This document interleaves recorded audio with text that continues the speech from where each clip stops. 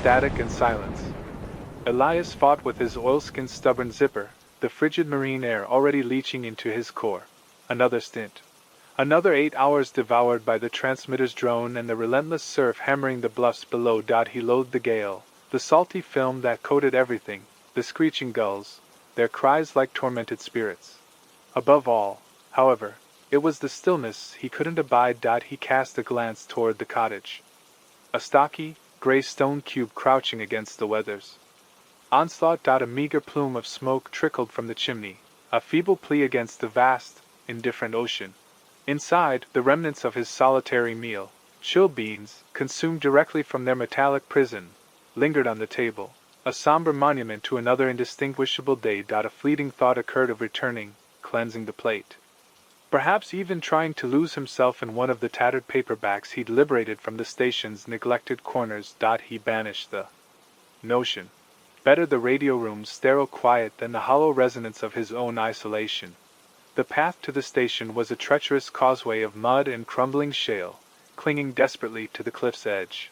Elias traversed it with ingrained skill, his boots finding reliable grip on the uneven terrain. He could likely navigate it sightless, cataloging each precarious stone and slick patch of moss. The repetition had made it second nature. The station itself was a stout, concrete redoubt, its reinforced glass like vigilant eyes surveying the pitiless sea.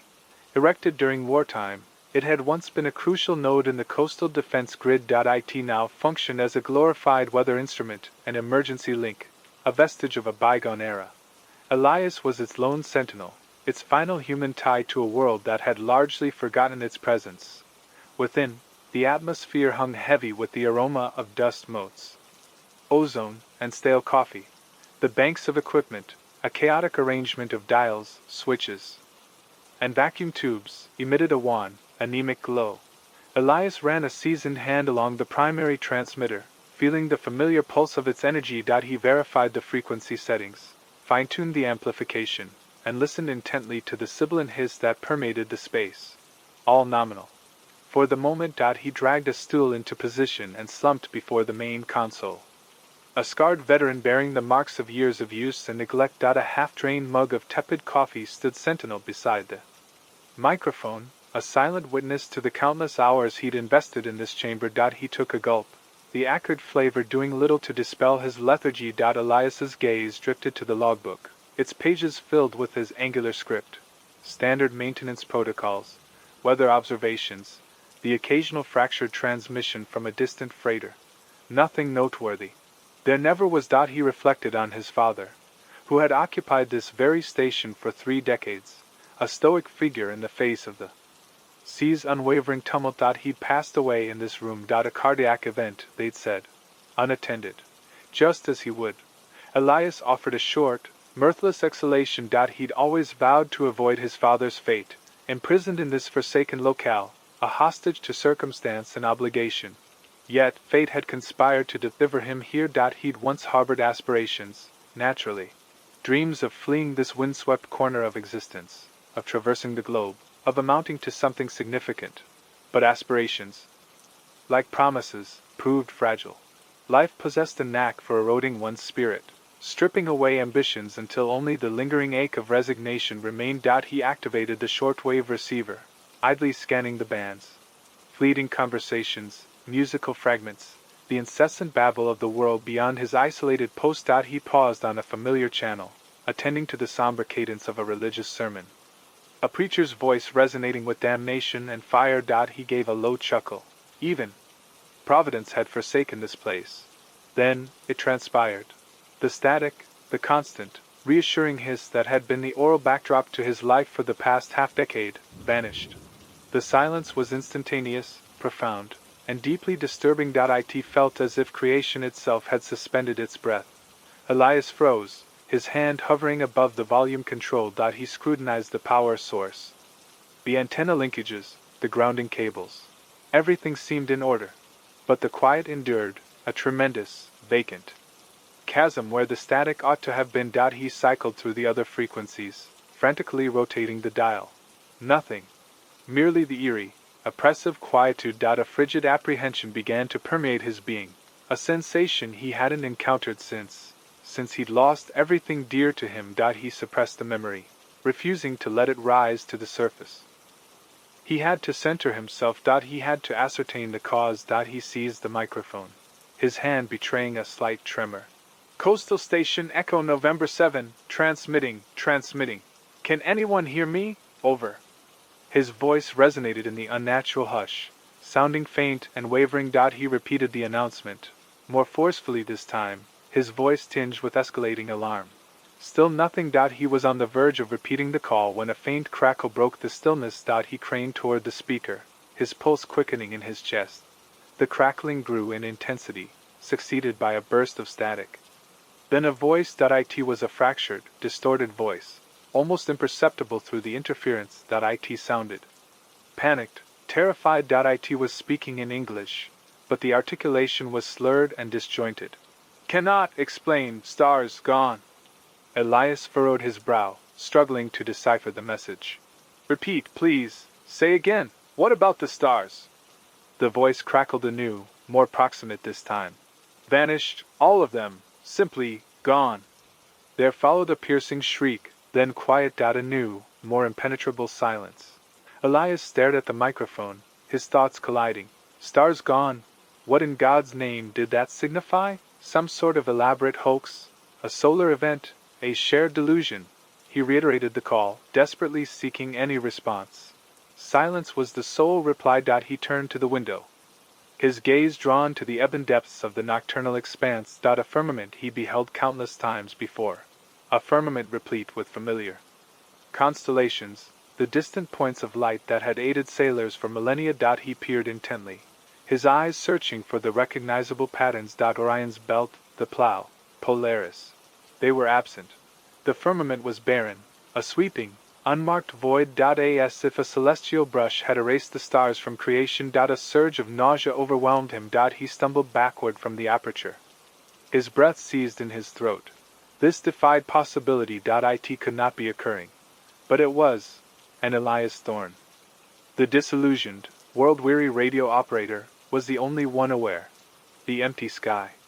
The fractured transmission echoed in Elias's mind, a loop of lunacy. He raked a hand across his bristled jaw, dismissing it as the work of some witless amateur, a ham radio prankster with too much idle time. He reached for his cooling coffee, the last drops acrid. Stars vanishing? Absurd. Then another signal slashed through the static, clearer, more desperate. A woman's voice, reedy with terror.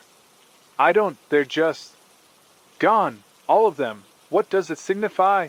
Is this the finale? Elias's brow furrowed. Point two in quick succession? A coincidence, maybe. But a gut feeling stirred, a cold ember of apprehension. He adjusted the gain, attempting to trace the signal's origin. It emanated from the south, somewhere along the seaboard. He'd require finer triangulation for pinpoint accuracy. A third voice broke through, a man this time, his cadence low and quavering, fighting to maintain control. Mayday, mayday, this is the fishing trawler Seafarer. We're approximately 30 nautical miles offshore, adrift. The stars simply aren't there. Just darkness. A total, crushing darkness. We're adrift, utterly without bearings. Request immediate aid. Elias slammed his mug down, the ceramic spider webbed against the metal console. Point three, this wasn't mere foolishness. It skirted the edges of something darker. He initiated diagnostics, scrutinizing the antenna, the receiver, every component. All systems registered as normal. The equipment was sound. The issue, if genuine, lay elsewhere. He sought to rationalize. Mass delusion. Some shared hallucination fueled by what catalyst? He glanced at the wall calendar. August 17th. Celestial events of note.no. Solar flares or unusual geomagnetic activity. Nothing even remotely suggesting this anomaly. He needed first-hand confirmation. Elias pushed away from the console and moved towards the narrow window overlooking the roiling gray Atlantic. He'd left the blinds drawn for days. The station's interior remained perpetually shadowed, illuminated only by the console's glow and a feeble bulb overhead. He jerked the cord. The slats rattled open, infusing the room with the wan light of approaching dawn. And he froze, motionless, speechless. The ocean retained its familiar iron hue. The horizon remained a clean, unbroken line, yet what lay above felt fundamentally wrong. He blinked, rubbed his eyelids, and refocused. The stars had vanished, not veiled by storm clouds, not dimmed by sunrise, just gone, effaced, replaced by a profound, unsettling emptiness, not the black of night, the black of oblivion, the void preceding existence. A palpable absence that weighed upon him, stealing the air from his lungs. His skepticism shattered, his cynicism dissolved. A frigid dread permeated him, a primal fear he never knew he harbored. This wasn't a game. This wasn't fantasy. This was undeniable. He staggered back from the window, his pulse throbbing in his ears. He felt untethered, nauseous. The stable world he had known had ruptured. He forced himself to act, to breathe, to consider the situation. He had to document this event. He had to record everything. Elias lurched back to the console, his hands shaking as he flicked switches and tweaked settings. He engaged the station's recording apparatus, a relic from an earlier era, intended for archiving critical communications. He hadn't utilized it in years, but he knew it still functioned. He spoke into the microphone, his voice strained and uneven. "This is Elias Thorne, reporting from Coastal Station Echo 7. Time is 6:17 Greenwich Mean Time. I am verifying reports regarding the disappearance of the stars. The firmament is devoid. Recording all incoming transmissions." His voice trembled. He despised the tremor. The broadcast continued to flood in, a maelstrom of terror and bafflement. Ships reporting navigational breakdowns, aircraft pleading for emergency clearances, coastal towns gripped by panic. Each voice, each supplication, standing as testament to the inconceivable. He listened, documented, and struggled to glean meaning from the absurd. The landscape outside his post had morphed into something alien, antagonistic. The reassuring cadence of the cosmos, the well-known constellations that had guided humanity through millennia, had vanished, yielding to an unfathomable abyss. He stood alone, a solitary witness at the world's end. Or perhaps a chilling thought insinuated itself at its genesis. Whispers of chaos. Static hissed, a vile chorus accompanying a voice frayed by terror. Elias strained toward the speaker, the station's pre-dawn gloom a suffocating presence. "Massive surges. Coastal settlements. Vanish. I repeat, gone. The ocean. It's behaving wrong. As if something's tugging at it." A woman's voice, fraught and panting, sliced through the noise. "This is Flight 427. Anyone. Severe turbulence. Instruments failing. Losing altitude. Mayday." The signal terminated in a burst of screeching feedback.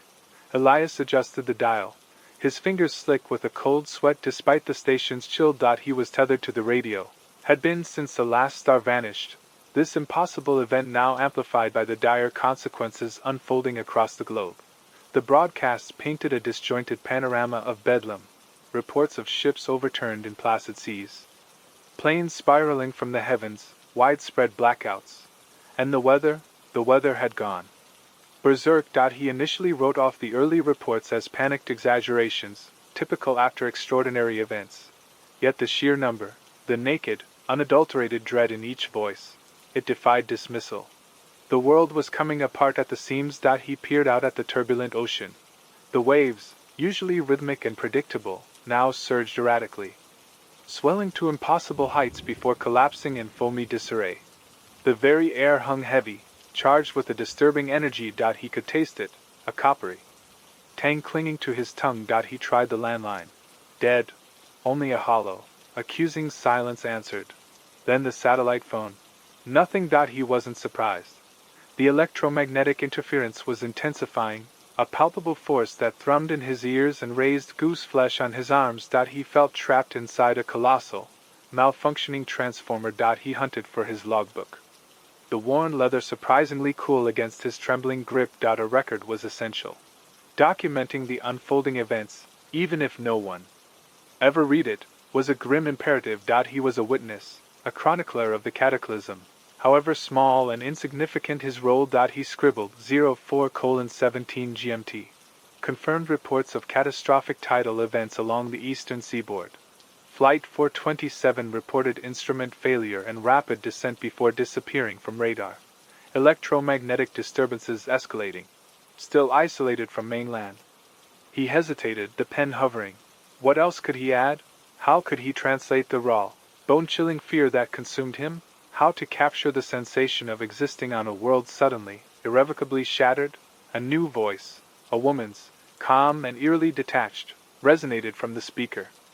Observatories reporting significant planetary orbital shifts, gravitational anomalies, destabilization of Earth's magnetosphere. Her tone was clinical, like reading from a scientific treatise. This, perhaps, was the most terrifying revelation of all. He snatched up his meteorological instruments, his movements clumsy and rushed. The barometer swung erratically, the needle spinning like a broken toy.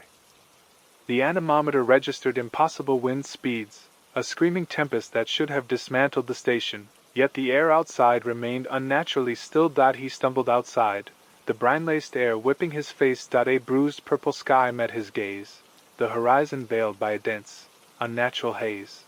The ocean writhed, a monstrous leviathan wrestling against unseen fetters, and above, the stark black void where the constellations had shone. A sudden, searing pain struck his head, a blinding flash. Exploding behind his eyes. He reeled, clutching the railing for purchase. The world tilted, colors dissolving into a sickly swirl. He felt himself being torn apart, his body vibrating at an alien frequency. He blinked, struggling to regain focus. The pain receded, leaving him weakened and disoriented. He lifted his gaze to the sky, to the empty blackness. Then he noticed a subtle shimmer. A faint distortion in the air, akin to heat rising off sun-baked pavement. Barely discernible, it was nonetheless there. Something was occurring in the void. Something was in motion. He scrambled back inside, his heart hammering against his ribs. He seized the microphone, his voice shaking. Elias Thorne, Coastal Station Kilo 6. I think I'm observing something. In the sky. A distortion, a shimmering. His words trailed off, unsure of his observation, unsure of how to phrase it. The radio crackled in response. But it was not a voice. Something different. A low, guttural drone, a sound that resonated deep within his core, a sound that spoke of primordial, unknowable things. A sound that portended only oblivion. He tightened his grip on the microphone, knuckles bone-white. He was alone. He was terrified. Yet he remained. He was still observing. He was still documenting. He would continue, until the end. Until the whispers of chaos devoured everything, echoes of science. Abrasive static was the constant thrum of Elias's dwindling world, a hissing counterpoint to his isolation. For countless hours, the radio had disgorged only gibberish, a cruel mockery of communication. Then, a phantom signal, fragile, fractured, yet undeniably a human voice. He nudged the tuning dial, his hand trembling, striving to wrench clarity from the chaos. Thorne. Project altered parameters.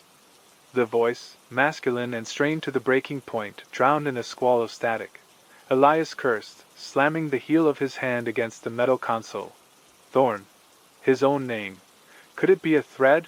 He wrestled with the controls, a desperate plea for more. Moments later, the signal flickered back, a dying ember. Dimensional breach, containment failing. This utterance was punctuated by the shrill keening of alarms, distant screams swallowed by the ether. The transmission degraded further, collapsing into a maelstrom of noise before vanishing completely. Elias played back the recording, each shard of sound a tantalizing, terrifying piece. Thorne. Project altered parameters. It had to be a research installation. Some scientific endeavor spiraling into disaster. A dimensional breach, containment giving way. The implications ballooned, exceeding the strange atmospheric conditions he noted. If the very foundations of reality were shifting, it accounted for everything.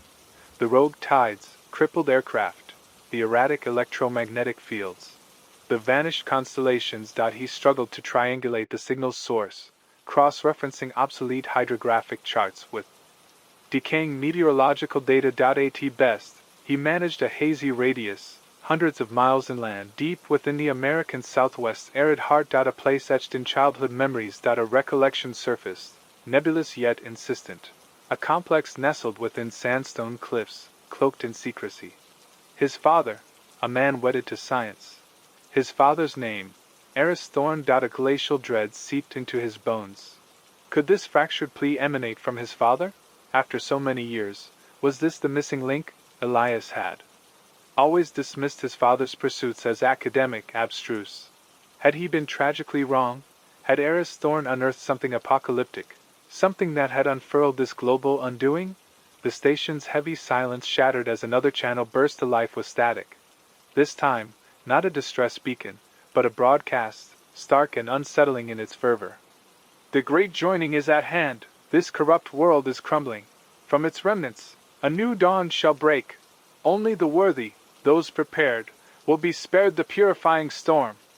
The voice, feminine and trembling with exultation, echoed with a zealot's cadence, yet its message felt alien. It spoke of celestial events, of a purifying storm, an obvious reference to the cataclysm reshaping their world. He cycled through frequencies, finding others. Orators spewing divine retribution, cult leaders promising salvation through surrender, prophets announcing the final reckoning. The world was splintering not just physically, but within souls. One broadcast, originating from what seemed a makeshift radio set up in a crumbling city, was particularly unnerving.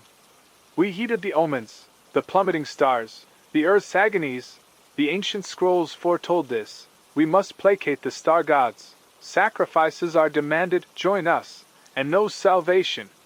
Elias shuddered. Fear was mutating into fanaticism. People grasped for meaning amidst the devastation, clinging to any explanation, no matter how deranged. Once diametrically opposed, science and faith now writhed together in a twisted caricature of understanding. The aftershocks of Eris Thorn's laboratory, blended with the wild-eyed pronouncements of demigods. He glanced at the tumultuous sea, the roiling sky. The impossible had become commonplace, the unbelievable, reality, and he, Elias Thorn, found himself marooned at its epicenter, armed only with a radio and a deepening sense of hopelessness. He conjured the image of his father. A scientist, a man of reason. Would he have foreseen this? Would he have grasped the convergence of the empirical and the spiritual, the way the universe's unraveling was driving people headlong into the arms of delusion? The question remained suspended, unanswered. Denser than the salt haze frosting the station's windows, Elias adjusted the radio, searching for any sign of hope, any scrap of order. All that met his ears were echoes of science, fragmented whispers of faith, and the remorseless static. The apocalypse made audible. He reached for his log, ink staining his fingertips. He would keep recording, keep observing, stand as a witness, even if it amounted to nothing, even if he alone remained to hear these spectral voices. With somber resolve, he wrote, "The joining has commenced. The boundaries between science and belief are dissolving. Sanity is becoming a relic." Fading signals. The generator choked, sputtered its last, and left the radio's shack in a profound quiet that amplified the frantic drumming in Elias's chest. The emergency lights, starved of power, cast elongated, shifting shadows, twisting the familiar room into a grotesque caricature. He muttered a curse, the sound absorbed by the oppressive stillness. 3 failures this week. Each one eroded his dwindling hope, leaving him more susceptible to the creeping fear that gnawed at his resolve. He snatched up a flashlight, its beams slicing through the gloom, and rushed outside. The generator, a massive, inert block of machinery, stood defiantly silent. Elias circled it, his boots grinding on the gravel, his fingers tracing connections, searching for severed wires, any glaring flaw. His knowledge was rudimentary, a collection of half-understood principles absorbed from his father's tinkering and his own frantic repairs. But this felt different, deeper. The engine was cold, lifeless, the fuel gauge red. Empty. Blast it! He spat, nudging a loose stone with his boot. He procrastinated on the fuel run. His previous excursion had been unsettling, unnaturally quiet, the typical din of the nearby town replaced by an ominous stillness that prickled his skin. And the people, those he'd glimpsed, were altered, their eyes hollow, their movements strangely stilted. He dismissed it as shock, mass psychosis. Yet the unease persisted, a chilling premonition buried deep within him. Returning inside, the crushing silence was now a tangible weight. The radio equipment was dead, black screens mirroring his worried expression. Powerless, he was isolated, deaf and blind in a world descending into madness. He unfurled a map, charting a course to the nearest fuel depot. A risky venture, but essential. He needed the radio. He needed information. Anything. He scavenged his dwindling stores.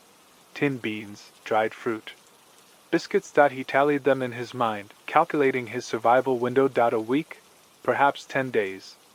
With strict rationing. He ate a handful of dried fruit, its sweetness a meager defense against encroaching dread. He topped off his water bottle, inspected his first aid supplies, and retrieved the rusted axe from the shed.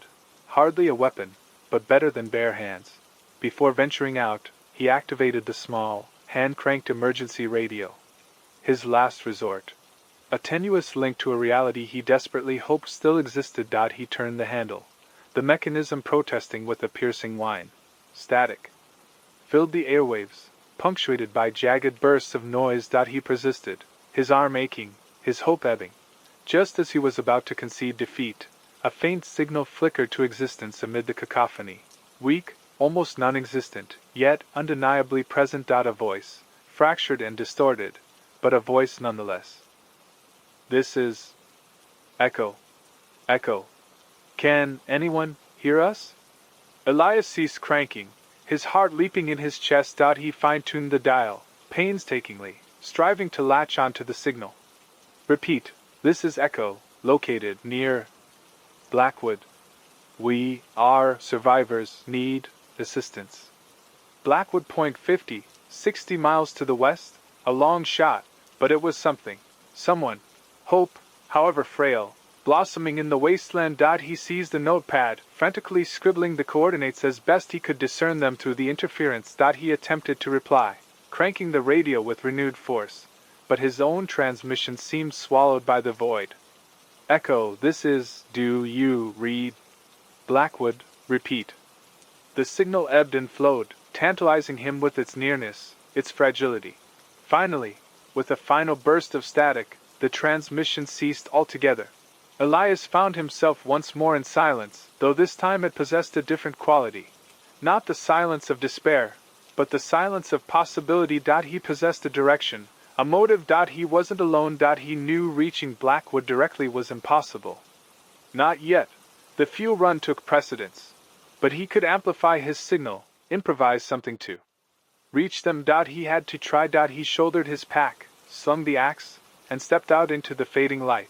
The air remained still, heavy with unspoken menace, but Elias detected a spark he hadn't felt in days. Resolved. He had to secure that fuel. He had to revive the radio. He had to attempt to contact Echo. He glanced skyward, at the vast, inky expanse where stars used to glitter. He didn't grasp what had transpired, the nature of his father's actions.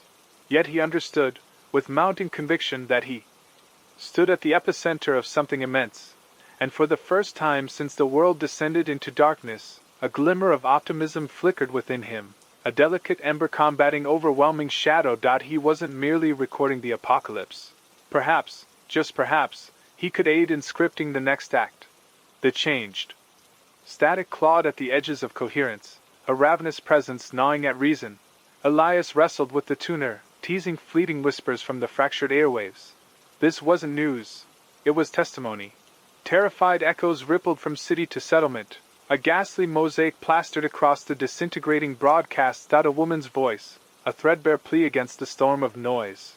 Saw it, marketplace, hoisting a sedan, like a toy, eyes incandescent. The signal fractured, leaving Elias branded with the image. A car lifted skyward. A man, voice quaking with disbelief. Armor-plated skin, bullets flattened, claimed he was Ascendant. Have mercy. Ascendant. The word settled in the close confines of the shack, a leaden weight. Elias rubbed stinging grit from his eyes, perpetually sleep-deprived. He'd caught rumors before, dismissed as the fever dreams of panic. But now, they were converging into an undeniable, petrifying truth. The altered, that was the label. People, remade. Manifesting impossible feats, morphing beyond recognition. The dimensional tear. His father's accursed project. Could it be the wellspring? Was it rewriting the very code of humanity? He slammed a fist against the console. The metal thrummed. He needed answers. And Blackwood, the wavering signal from that band of survivors, offered a fragile promise. A beacon in a world spiraling into madness. He tried again. Blackwood, Elias Thorne calling, respond. Blackwood, Elias Thorne, do you read? The words amplified, then lost to the ether, a lone cry swallowed by the static sea. Adjustment to the antenna, minute frequency tweaks, all his dwindling reserves poured into the call. Nothing, just the implacable hiss, the sneering silence of a dying planet. His generator coughed, a death rattle that seized his heart. The fuel gauge dwindled, a grim warning. Another day, perhaps two, with extreme rationing. Then, oblivion. He sank back, deflated. Waiting was no longer tenable. He couldn't linger for a clearer signal from Blackwood. He had to reach them. The decision, a cold knot in his stomach. Abandoning the station meant severing his lifeline, his sole connection. It meant venturing into a land stalked by the altered. Yet, staying guaranteed a slow demise, suffocated by silence as the generator choked. He pushed himself up, movements measured. He unfurled the topographical map, spreading it over the console. Blackwood, roughly 50 miles northeast, a perilous journey through dense woods and serpentine roads. He'd need to scrounge supplies, arm himself, anything to improve his odds. He ransacked the supply closet, taking inventory. A near-empty tin of beans, a battered canteen, a first aid kit heavy on bandages, short on disinfectant. A rusted hunting knife, tucked into a drawer, dull but usable. He sharpened it painstakingly, the scrape of steel a small defiance against the creeping bedlam. He needed a weapon, a real one. The old shotgun his father had locked away. He'd always loathed guns. But now, necessity. He grabbed his flashlight and descended the groaning stairs, the beam piercing the thick darkness. The basement, damp, redolent with forgotten memories. The gun cabinet, tucked into a corner, the lock seized by rust. A wrench, a blow, the sound cracking in the stillness. Inside, a 12-gauge and a box of shells. He hefted it, the cold steel, a strange comfort against his trembling. As he climbed back, the radio flared to life. A new voice, cleaner, stronger. A woman, calm, professional. Urgent broadcast, repeating, urgent broadcast. All citizens, remain indoors. New quarantine zones established. Individuals exhibiting enhanced strength, accelerated healing, or unusual energy emissions. Extremely dangerous. Repeat, extremely dangerous. The broadcast died abruptly. Elias froze, the shotgun heavy in his hands. Quarantine zones. Enhanced strength. Unusual energy emissions. The altered were ascendant. The world was failing not just from the death of stars, but from a malignancy blooming within. He returned to the shack, grabbed the mic. Blackwood, Elias Thorne, respond! I'm coming. I'm heading to Blackwood. He released the button, knowing it was unlikely to reach them, but needing to voice the intent. He killed the generator. The ensuing silence was a physical weight. He crammed his meager provisions into a worn pack, slung the shotgun, and stepped out into the fading light. The air hung motionless, thick with unspoken apprehension. Trees stood as silent witnesses, branches like grasping claws against the vacant sky. He glanced back at the station, a stark silhouette against the encroaching dusk. It had been his cage, his haven, his last tether to a dying world. Now, just a building, and he, utterly alone. He started walking, northeast, toward Blackwood, toward hope, perhaps, certainly, toward the unknown, toward the altered. Whispers on the road. Dust devils, whirling dervishes of the wasteland, mocked Elias's faltering steps across the fractured asphalt. 48 hours. 48 hours since the slam of the radio station door. A self-imposed exile measured in dwindling water and phantom noises. The shotgun, a leaden weight in his hands, felt more like a burden than a bulwark. He hadn't encountered another soul. Only stark tableaus of civilization's sudden collapse. Gutted vehicles, skeletal remains picked clean, houses with unhinged doors that groaned with forgotten trauma. He neared the skeleton of the interstate, a petrified river of metal carcasses. He'd avoided it thus far, preferring the sanctuary of overgrown service roads, but his dwindling reserves demanded a gamble. Then, she emerged. A figure as gaunt and watchful as a desert fox, she stepped from behind a corroded semi-trailer, barely out of her teens, maybe pushing 20. Her sharp, appraising gaze took him apart in an instant. Her attire spoke of practicality. Weathered denim, a broken-in leather jacket, and a backpack straining at its seams. "Freeze!" she commanded, her voice a raw rasp, yet laced with steel.no firearm. But a menacing length of pipe caught the sun like a predatory gleam. Elias complied, raising his hands slowly. "Easy, not looking for trouble." He kept his tone measured, hoping to defuse the tension. "Just passing through." She didn't budge the pipe. "Everyone's just passing through until they aren't. What's your angle?" "Refuge," Elias confessed, the lie a bitter taste. He yearned for Blackwood, for answers, but raw desperation would buy him nothing with this woman. "Saw the station, back yonder." He gestured back the way he came. "Thought I might restock." Zara Khan, the name came after a strained parley, remained unconvinced. She'd been squatting in the station for days, gleaning the meager leftovers. She'd witnessed the ugly bloom of desperation in people's eyes, the descent into animalism. Elias's relatively clean state, his controlled demeanor, betrayed a life untouched by the immediate unraveling. He was an outsider, inherently suspect. Yet, necessity held sway. Two were stronger than one in this broken world. "Station's been pretty much picked over," she conceded, finally easing the pipe's angle. "But there's a well, untreated but potable, and I could use another set of eyes on watch." He agreed. Of course, he'd have bartered anything for entry. Inside the station, the atmosphere was a choking blend of dust motes and rot. Zara had carved out a Spartan haven in a corner, a tattered blanket and a meager cache of salvaged supplies marking her territory. She moved with a practiced economy, securing windows, reinforcing the ramshackle barricade at the entrance. As dusk bled into night, they shared a meager supper of stale crackers and watery dregs. The silence pressed down, punctuated only by the distant ululations of what Elias prayed were just wild dogs. "So," Elias ventured into the void. "Heading anywhere in particular?" Zara regarded him, her expression a locked box in the fading light. "Anywhere but here. West, maybe. Hear whispers of order in California, but it's probably just wishful thinking." He hesitated, then plunged ahead. "Seen anything out there? Anything strange?" She tensed. "Strange is the new normal, friend. I've seen things that'd curdle your blood. People clawing over crumbs like ravenous beasts. Families tearing each other apart. And then—" Her voice trailed off, her gaze lost in some interior panorama of horror. "And then?" Elias pressed, his pulse hammering. She took a shuddering breath. "The change. That's what some folks call people, altered, tougher, faster, meaner than hell. Some of them glowing, like they're leaking radiation or something." A shiver racked her frame, and she drew her jacket tighter.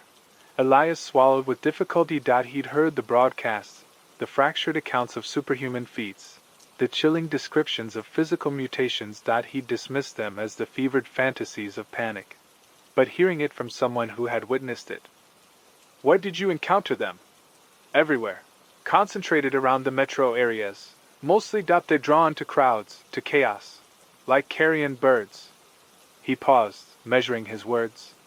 "Did you hear anything, beforehand, about the genesis of all this?" Zara's eyes narrowed, suspicion flickering across her features once more. "Why the sudden interest?" "Just curious." Elias prevaricated, the lie a lead weight in his gut. She scrutinized him for an eternity, then sighed. "Heard rumors. Crazy talk, mostly. Whispers about the government. Some installation out in the desert playing God, messing with physics, trying to rip holes in reality or something. Supposedly, they were warned to stand down, but they didn't heed the warnings." The color drained from Elias's face. An installation in the desert. Physics. Dimensional breaches. His father's legacy. He struggled to maintain composure. "Just hearsay then?" Zara shrugged.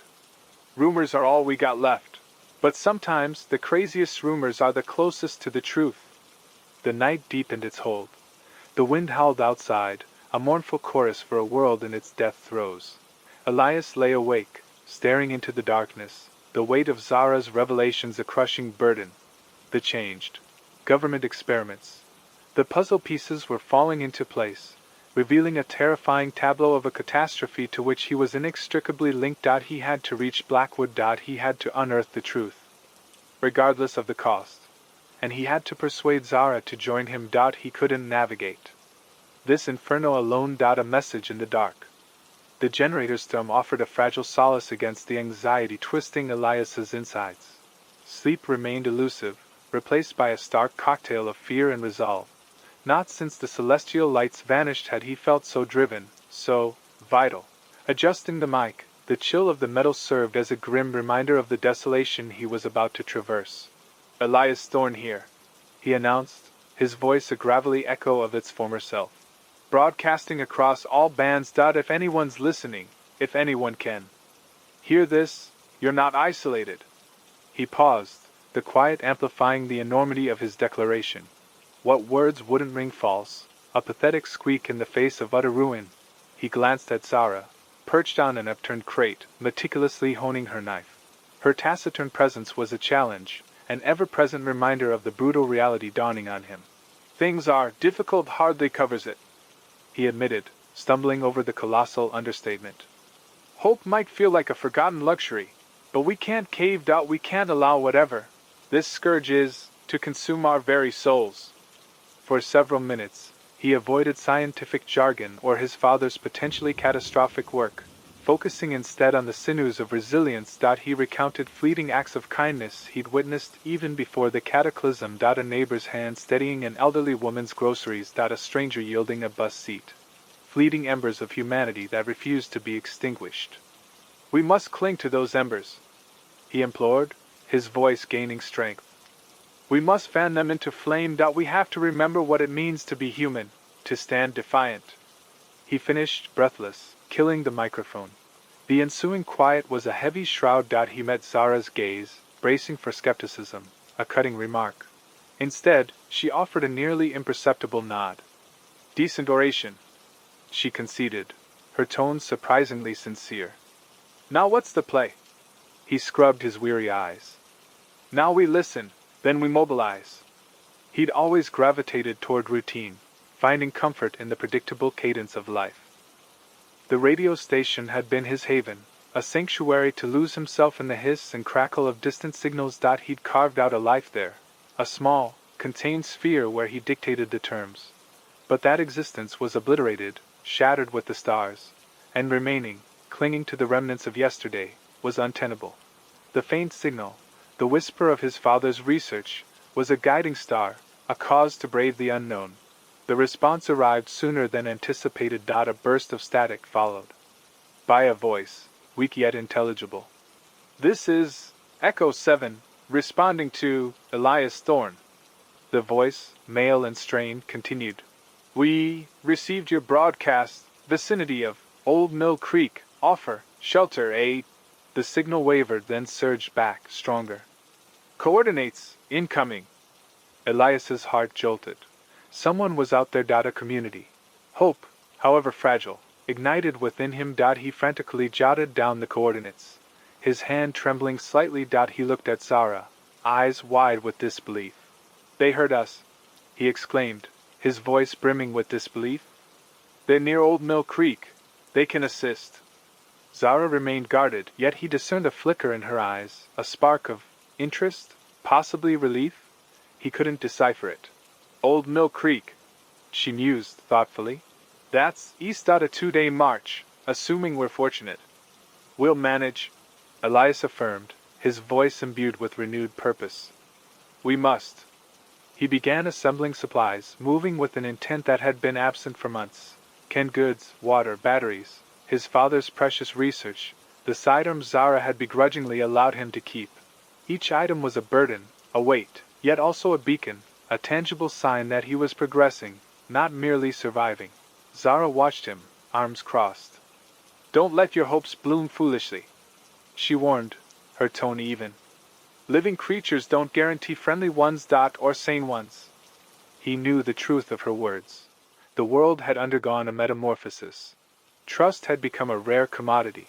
However, He refused to succumb to bleakness now that he had to believe pockets of decency still existed, individuals prepared to help, individuals worth fighting for. He hoisted his pack, the weight biting into his shoulders. He met Zara's gaze, his eyes conveying a blend of hope and trepidation.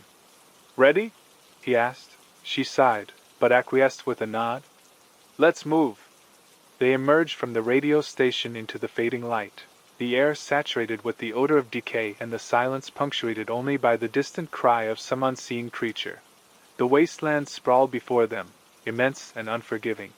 But for the first time in what felt like forever, Elias experienced a flicker of optimism. A message cutting through the dark. A reason to press on. Blackwood remained the ultimate goal. But now, the journey was one potentially shared, the road to salvation. Elias felt the weight of the backpack settle against his spine, a physical manifestation of the hope and dread warring within him. Zara circled him, her eyes like chips of flint, assessing the distribution of weight. Too much can stuff. We eat what we find, burns fewer calories than hauling it. He grimaced, but didn't argue. Zara's pragmatism was a harsh counterpoint to his optimism. But he needed it. He needed her. The radio, for all its promise, couldn't fight off a change. He swapped 2 cans of peaches for a coil of thick rope and a handful of dried meat jerky from Zara's own pack. The jerky smelled faintly of wood smoke and something gamey he couldn't quite place.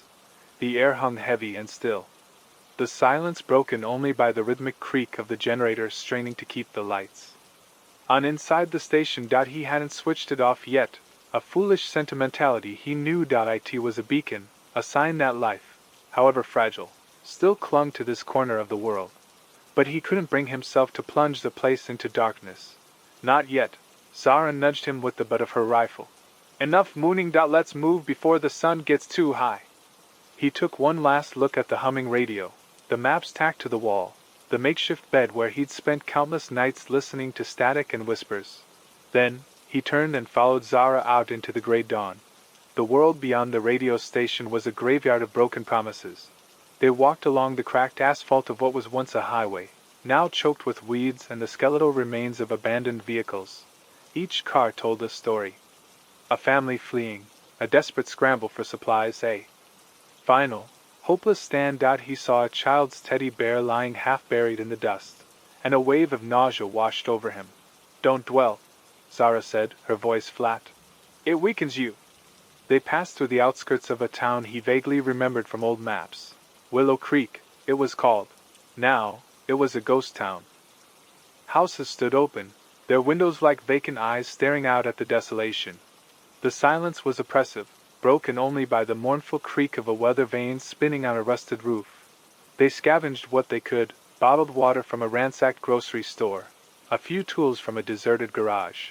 Zara moved with a practiced efficiency, her senses sharp, her movements economical. He tried to emulate her, but felt clumsy and awkward in comparison. As they moved deeper into the town, they began to see signs of the change. A trail of blood leading into a darkened alley, a scattering of torn clothing, a low, guttural growl echoing from the shadows. Stay close, Zara warned, her hand resting on the grip of her rifle. They skirted the alley, their hearts pounding in their chests. The air was thick with a cloying, metallic scent that made Elias's stomach churn. He caught a glimpse of something moving in the darkness, a twisted, grotesque shape that defied description. He looked away, forcing himself to focus on the road ahead. They made their way out of Willow Creek, the oppressive silence replaced by the relative safety of the open road. But the landscape was changing. The trees were gnarled and twisted, their branches reaching out like skeletal fingers. The air felt heavy, charged with an unnatural energy. What's happening to the land? Elias asked, his voice barely above a whisper. Zara shrugged. The change affects everything. The land, the animals, the people. It warps and twists. They walked in silence for a long time, the sun beating down on their backs. Elias felt the weight of his pack pressing down on him, the exhaustion creeping into his bones. He stumbled, nearly falling, and Zara caught his arm. We need to rest, she said. There's an old barn about a mile ahead. We can hole up there for the night. The barn was dilapidated, its roof partially collapsed, but it offered some protection from the elements. They cleared out a space in the hayloft, setting up a makeshift camp. Zara started a small fire, using scavenged wood. The flames flickered, casting dancing shadows on the walls. As they ate their meager meal of dried jerky and water, Elias pulled out the map. He traced their route with his finger, his brow furrowed in concentration. Blackwood is still a long way, he said. At this rate it'll take us a week, maybe longer. Zara looked at him, her eyes unreadable. We'll get there, she said, one step at a time. He knew she was right, but he couldn't shake the feeling that they were walking into a trap, that the road to salvation was paved with dangers he couldn't even imagine. As darkness fell, the howls of the change grew louder, closer. He clutched his father's journal, a tangible link to the man who might have answers, and stared into the flickering flames, the hope that had driven him from the radio station now flickering as well. Threatened by the encroaching darkness, new gods, old sacrifices. The forest had teeth now, twisted branches clawing at the sky, the air thick with the cloying sweetness of decay. Elias stumbled, the weight of the pack digging into his shoulders. Sleep deprivation was a constant companion, blurring the line between reality and nightmare. Zara, ever vigilant, caught his arm. Stay sharp, she rasped, her eyes scanning the dense undergrowth. Something feels wrong. She didn't need to say it. The silence was too profound, the absence of even the chittering of insects unsettling. They rounded a bend in what was once a dirt road, and the scene that unfolded stopped them cold. A makeshift barricade of overturned cars and sharpened logs blocked their path. Behind it, a group of people, armed with a motley collection of weapons, rusty pipes, scavenged rifles, even farming tools, stood guard. Their faces were gaunt, etched with a desperation that mirrored Elias's own. But there was something else there too, a chilling fanaticism in their eyes. A man stepped forward. He was tall and gaunt, with a wild, messianic gleam in his eyes. He wore a tattered preacher's coat, the collar frayed and stained. "Welcome, travelers," he said, his voice surprisingly smooth, almost hypnotic. "We are the shepherd's flock, and this is consecrated ground." Zara's hand tightened on the handle of her knife. "We're just passing through." The man smiled, a chillingly artificial expression. "No one passes through, sister. The new gods demand tribute. They demand sacrifice." "New gods?" Elias blurted out, his voice hoarse. The man's smile widened. "The ones who took the stars, brother. The ones who remade the world in their image. They hunger, and we must feed them." He gestured to his followers, who began to advance, their eyes fixed on Elias and Zara. Zara pushed Elias behind her. "We're not interested in your gods. We're leaving." "Leaving is not an option," the man said, his voice hardening. "You have been chosen. You will be offered to appease the celestial wrath." Elias felt a cold dread creep up his spine. This wasn't just survival. This was madness. He noticed details. The crudely drawn symbols painted on the cars, resembling distorted constellations. The vacant look in the eyes of the followers, as if their wills had been completely subsumed. This Silas, this shepherd, was manipulating them, preying on their fear and desperation. They were quickly surrounded. Zara fought fiercely, her movements economical and deadly, but they were outnumbered. Elias, still burdened by the pack, was clumsy and slow. A blow to the head sent him reeling, and the world tilted. He felt rough hands grabbing him, dragging him towards the barricade. Inside, the scene was even more disturbing. A makeshift altar, constructed from scavenged wood and car parts, stood in the center. Bloodstains marred its surface. Chanting filled the air, a guttural drone that resonated with a primal fear. The followers were in a trance, their eyes glazed over as Silas raised his arms, his voice booming. "Behold, the chosen offerings. They come to nourish the gods, to ensure our salvation." Elias struggled against his restraints, the rope biting into his wrists. He saw Zara, also bound, her eyes burning with fury. She was assessing their situation, searching for any weakness in their captors. Silas continued his sermon, his voice rising to a fever pitch. He spoke of cosmic horrors, of the need to appease the entities that now ruled the sky, of the blessings that would be bestowed upon the faithful. It was a twisted blend of religious fervor and insane delusion. Elias realized that Silas wasn't just power hungry. He genuinely believed what he was saying. He was a zealot, convinced of his own righteousness, willing to sacrifice anyone, even his own followers, to achieve his twisted vision. The change, it is a test. Silas screamed, spittle flying from his lips. Only through devotion, through sacrifice, can we be worthy. The chanting intensified, and the followers began to sway, their bodies moving in unison.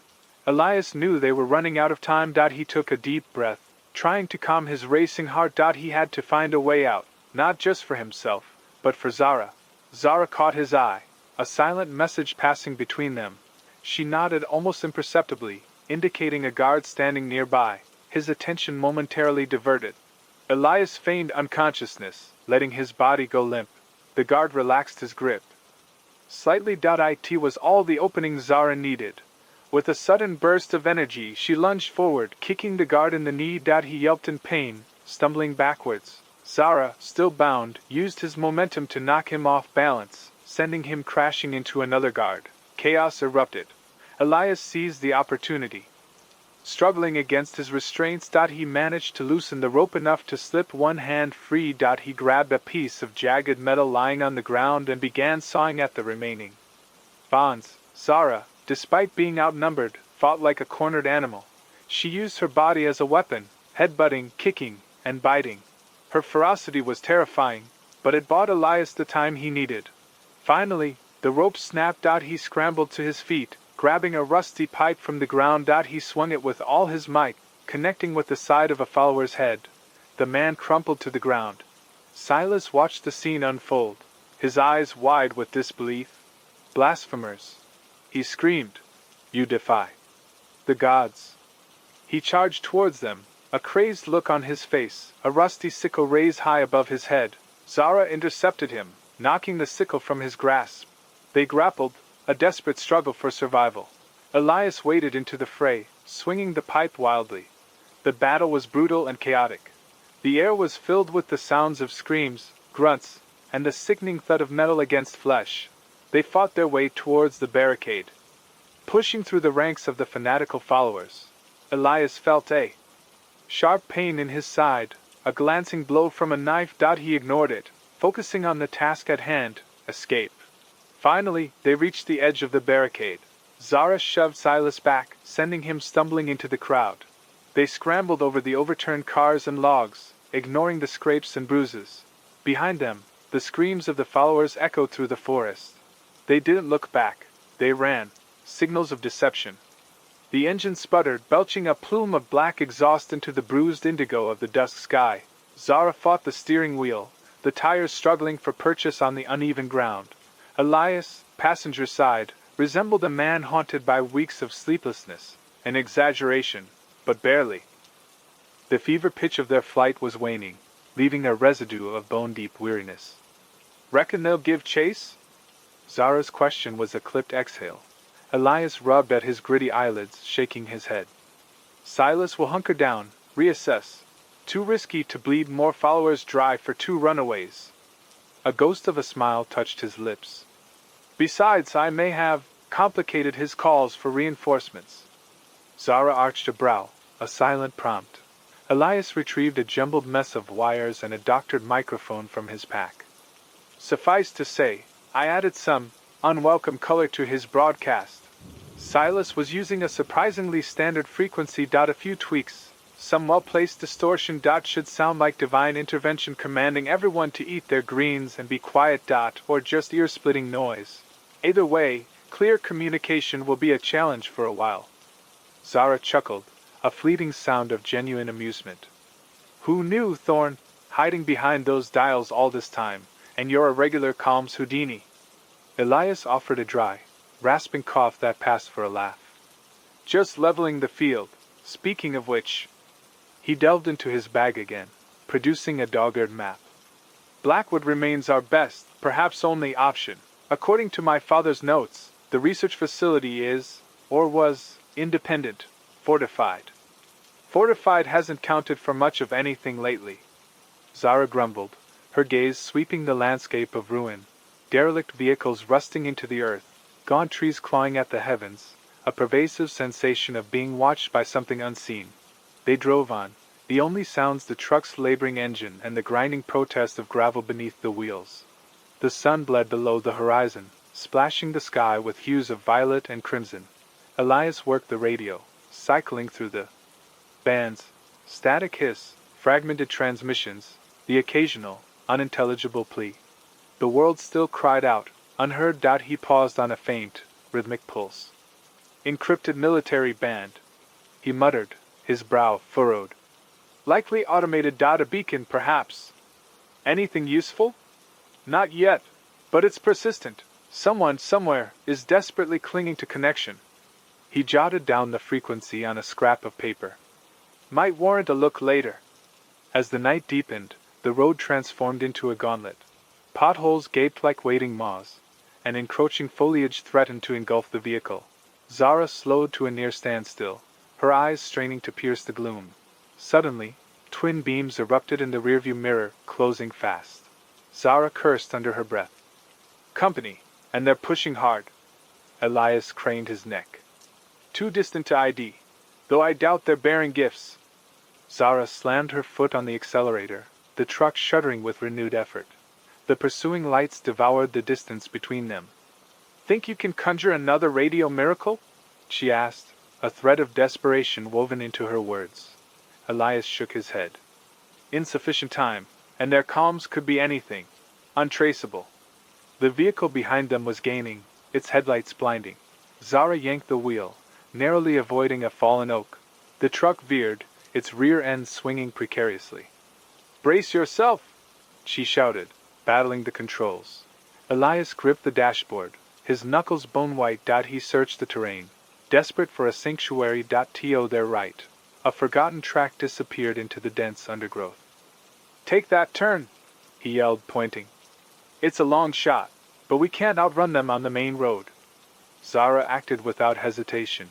She wrestled the wheel, pitching the truck onto the barely discernible path. Branches raked against the sides, and the undercarriage screamed in protest as it scraped over unseen obstacles. The pursuing headlights vanished. The track snaked and plunged, drawing them deeper into the ink-black heart of the woods. The air thickened with the resinous scent of pine and the earthy tang of damp soil. Zara navigated the treacherous route with grim focus, her eyes glued to the narrow cone of light cast by their headlamps. After what seemed an age, the track spat them out into a small, secluded clearing. Zara stomped on the brakes, killing the engine. Silence crashed down, broken only by the chorus of crickets and the mournful call of a distant owl. They sat in the still darkness, lungs heaving, straining for any hint of pursuit. Minutes ticked by before Elias finally broke the quiet. Think we shook them? Zara cautiously eased the door open, stepping out into the open space. She scanned the perimeter, her hand instinctively finding the grip of the knife at her side. For now, she whispered, her voice barely audible. But they know we're out here. They'll be hunting. Elias joined her, shivering in the night air's cool embrace. He cast a glance back at the track they had just negotiated, a dark wound in the landscape. We need to press on, he stated. Blackwood is our only salvation. Zara nodded, her gaze fixed on the faint glimmer of the horizon. Then let's not linger. They returned to the truck, and Zara restarted the engine. The headlights sliced through the darkness, illuminating the way ahead. They drove on, deeper into the unknown, burdened by the ghosts of their past and sustained by the fragile spark of hope. They were running, yes, but they were alive. And as long as life persisted, so did the possibility of triumph. The haven. The forest contested every step, thorny vines snagging at Zara's mended jacket as they hacked their way through the thick underbrush. Elias, grime painting his face, exhaustion carving lines into the skin around his eyes, once more consulted the brittle, hand-drawn map. His father's guide indicated a gradual rise. Almost there, he breathed, a mantra repeated so often it had become hollow. Yet, a faint ember of hope remained. After what stretched into an age, the trees relented. A towering chain-link fence, far more substantial than anything encountered recently, blocked their path. Guard towers, occupied by figures clad in drab green uniforms, dotted the perimeter. This wasn't a simple barrier. It was a fortified zone. Zara halted. her fingers instinctively tightening around the grip of her salvaged pistol. Blackwood, she murmured, her voice a blend of eagerness and apprehension. As they neared the entrance, a voice boomed from a loudspeaker. Stop! Identify yourselves! Elias advanced, his pulse quickening. Seeking sanctuary. I'm Elias Thorne. I possess information regarding Dr. Eris Thorne. A pregnant pause followed, disturbed only by the sighing of wind through the leaves.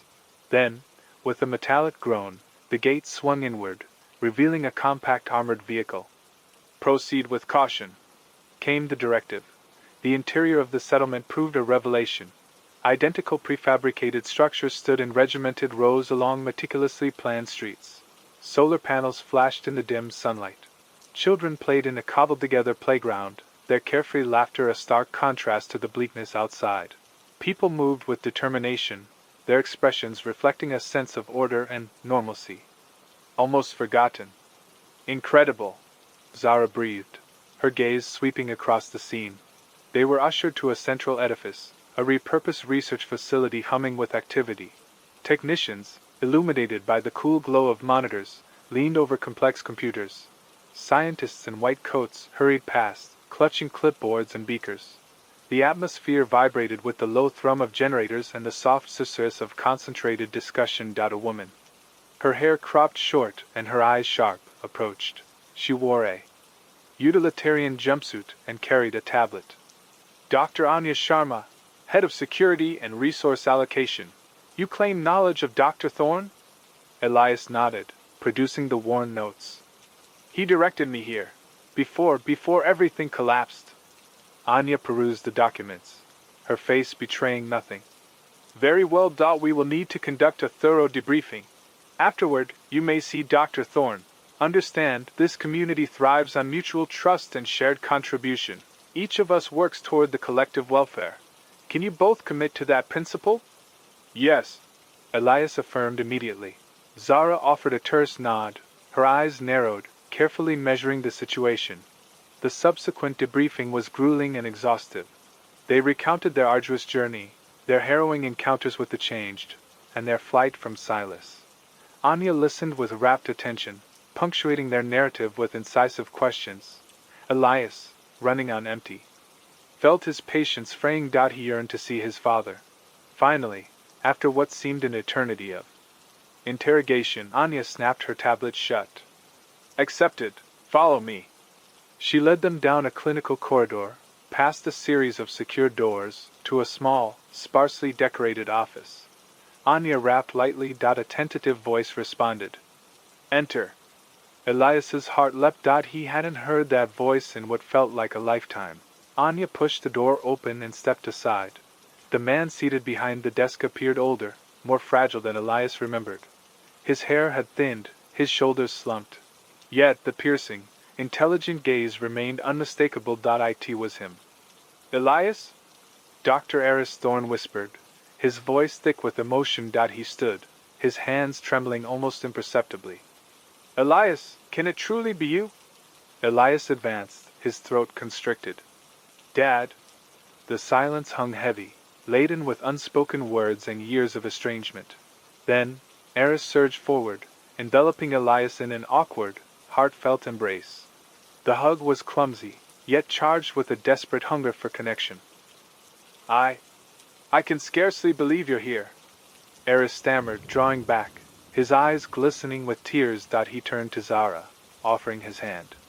You must be a friend of Elias. I am in your debt for bringing him safely. I'm Eris Thorne.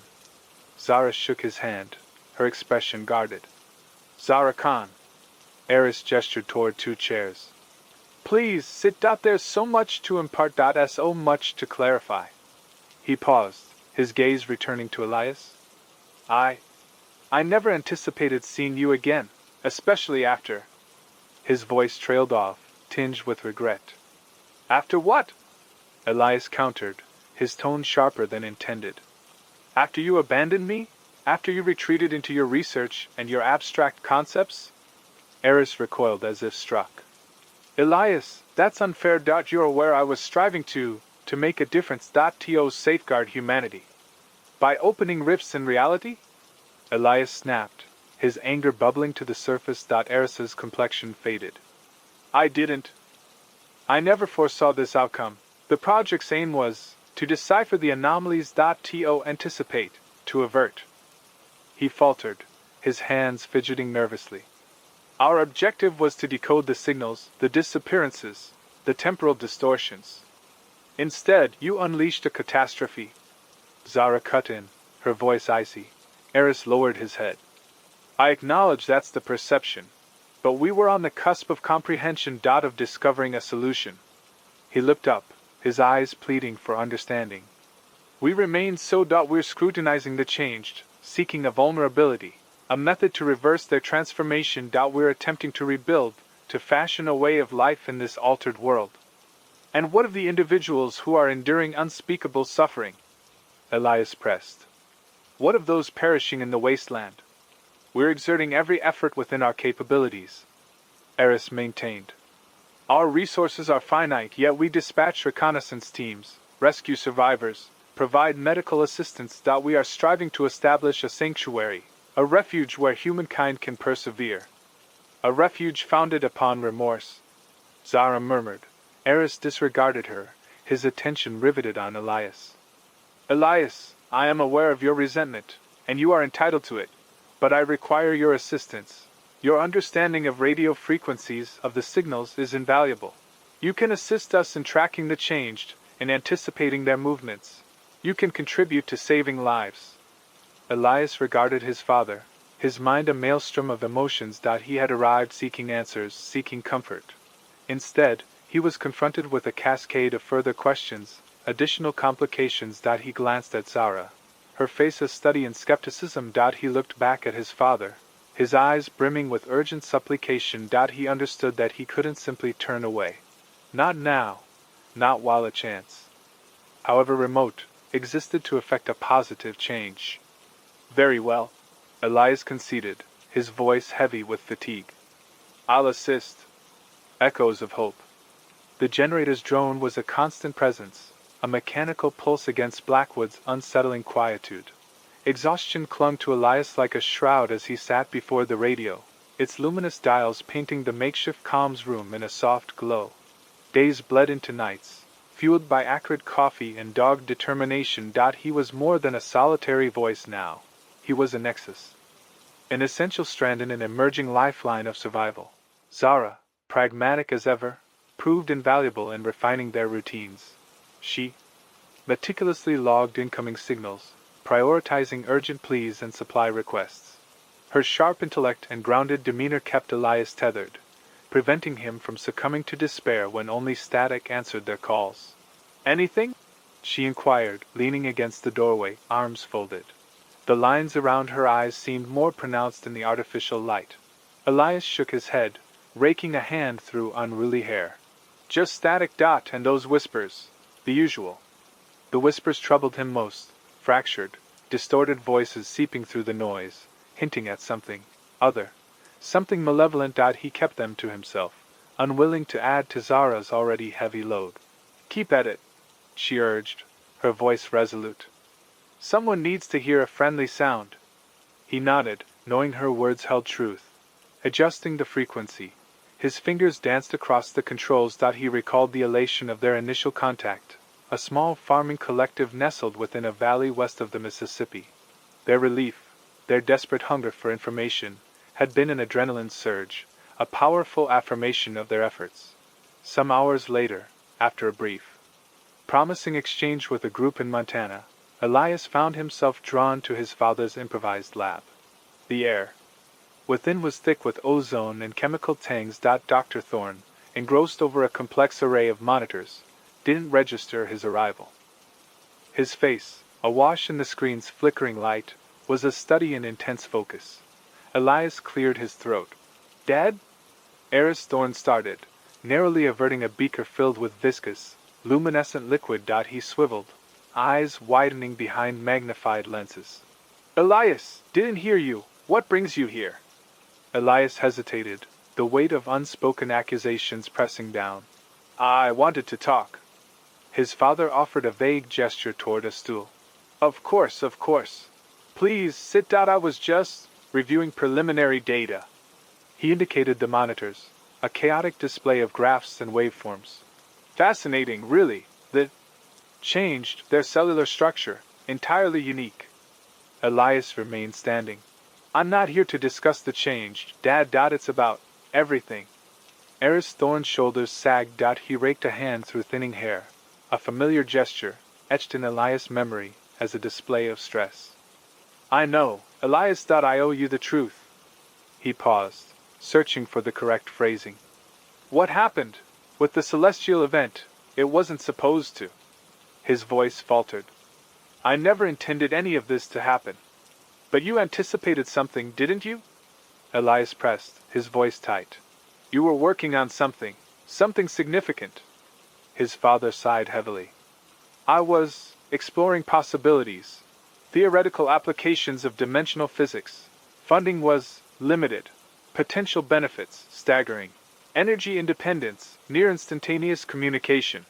He broke off, recognizing the hollowness of those claims now. And the risks? Elias asked, barely audible. Eris Thorne averted his gaze, fixing it on some distant point beyond the lab's confines. I believe the risks were negligible. Contained. I was mistaken. He turned back, his eyes reflecting profound anguish. Terribly, tragically mistaken. They stood in silence, the burden of their shared history a palpable weight. Elias saw genuine regret etched in his father's expression. The heavy toll of his guilt. It didn't excuse his actions, but it provided a glimmer of comprehension. What are you researching now? Elias asked, his tone softening. Trying to decipher. Eris Thorne responded, indicating the monitors. Seeking a means to reverse the effects. To mend what I shattered. Elias doubted its feasibility, yet he saw a fervent spark in his father's gaze, the tenacious hope that still flickered within him. Perhaps, just perhaps, there remained a chance. Later, back at the console, Elias felt exhaustion tugging at him. Zara had retreated to find a place to rest. He knew, without asking, that slumber would elude her. He inhaled deeply and activated the transmitter. This is Elias Thorne, broadcasting from Blackwood, he announced, his voice clear and steady despite the fatigue. If anyone is out there, listening, we are here. We are committed to rebuilding. We offer sanctuary, provisions, and encouragement. He paused, gathering his thoughts. The heavens may be barren, but we endure. We will illuminate our own future. We will persevere. Do not surrender to hopelessness. We remain, and we are attentive. He repeated the message slowly, deliberately, then concluded, leaving the transmitter receptive. Silence reigned, broken only by the generator's persistent hum. He couldn't gauge if anyone had received the transmission, if his voice had reached any listening ears. However, as he sat there, immersed in shadows, bathed by the console's faint luminance, he experienced a flicker of something long absent, a nascent spark of hope. Frail, easily extinguished, yet present nonetheless. And as long as it burned, he knew he must continue broadcasting, continue listening, continue the struggle for a future beneath an empty sky. The true battle had barely started.